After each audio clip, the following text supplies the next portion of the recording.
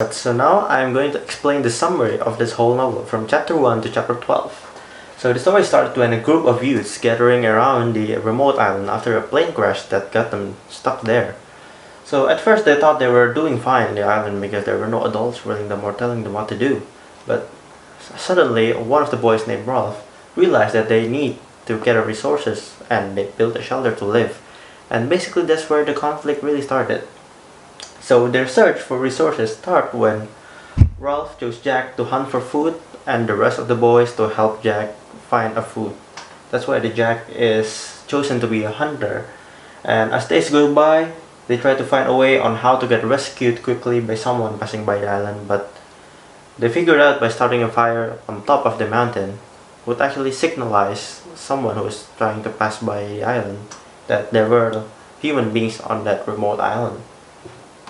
And Jack and his small group failed to maintain the fire, which is actually starting to make a bit of a fire here, because Ralph decided that it would just be best for them to find food at all costs because there were no fire that can help them to be rescued from the island.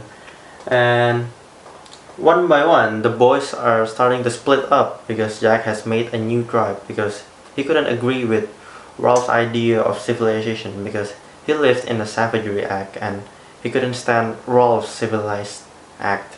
So he decided to make his own tribe, and eventually most of the boys have joined Jack's tribe because they think that savagery is the way to survive on this island. And after lots of conflict going on, Jack's tribe of savagery decided to hunt for Rolf because he's the only civilized person eventually. So when Rolf was doing some casual strolls at the forest, he found the castle rock Jack was living in. But suddenly, the Jack tribe is trying to hunt them by burning down the forest because Ralph is trying to hide at that forest, so he couldn't get hunted by Jack. Ralph realized that he had nowhere to escape that forest, so he made it to the beach, and the whole tribe is chasing him now to kill him and end him as soon as possible. So upon arriving at the beach, loss of energy made him collapse to the ground and Jack's tribe were still on his tail. And then suddenly, a naval officer noticed a big fire when he looks up and he decided to come to that island. And when he arrived at that island, he saw Rolf was just collapsed on the ground and Jack's tribe was behind him. And yeah, that's where the story basically ended. So okay, now I'm gonna tell you guys about the major symbols in the Lord of the Flies. The first major symbols to us is the conch. The conch was the first thing that united the boys. It gave authority to someone. It was the symbol of civilization. Every time someone would blow the conch, an assembly would have been held and they could have a meeting where people could talk, trade opinions, and that was civilization. They could build shelter. They decided to build shelter. They hunt food for each other. So it was a symbiotic mutualism. It was great. Everything was great as long as the conch had power. The conch also gave the boys hierarchy. Hierarchy here means someone was a leader, someone was a hunter, someone was just following. And this meant that they had someone to follow and everything was in order. And that is being civilized, of course. The conch finally was broken. When I mean the conch was broken, it doesn't literally have to be broken physically. To us, the conch was actually destroyed as soon as the savages took over the boys. So maybe, for example, when the savages raided the civil boys, that was the end of civilization. Civilization has completely lost the savages. But the turning point was when Jack decided to create his own tribe. There and then, the conch has lost everything. Its meaning, its power, it's nothing now. Okay, next up we have the beast. The beast was something or someone that everyone had fear. All the boys had fear about it. Nobody knew what the beast was or what it is, except for Simon. Simon knew about this, and Simon knew that the beast was just the devil or the evil inside each and every one of them. Simon wanted to tell his knowings and his discovery about the beast to the other boys.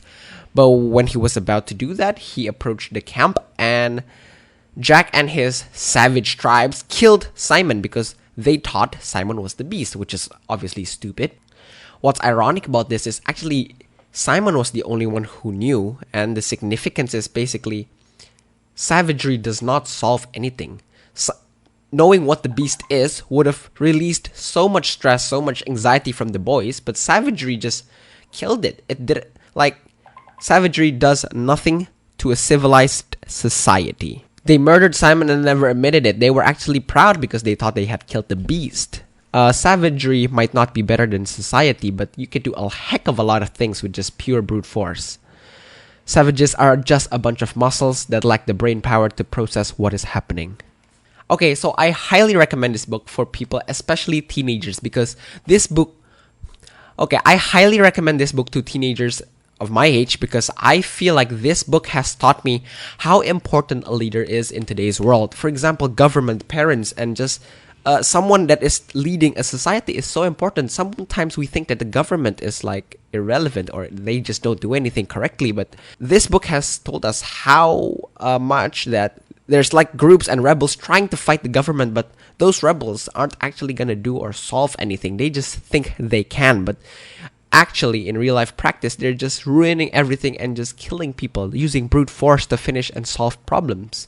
The book also taught me how much bad influence is bad for you. For example, Jack, when he invited people to be part of the savages, it's just bad influence. He is training people to kill others, to be savage, to be immoral. And on today's world, we could see this exact lesson with your friends. For example, asking you to go out to smoke, to go to bar, clubbing. That's all not good, and that is all bad influence. You should stay away from that.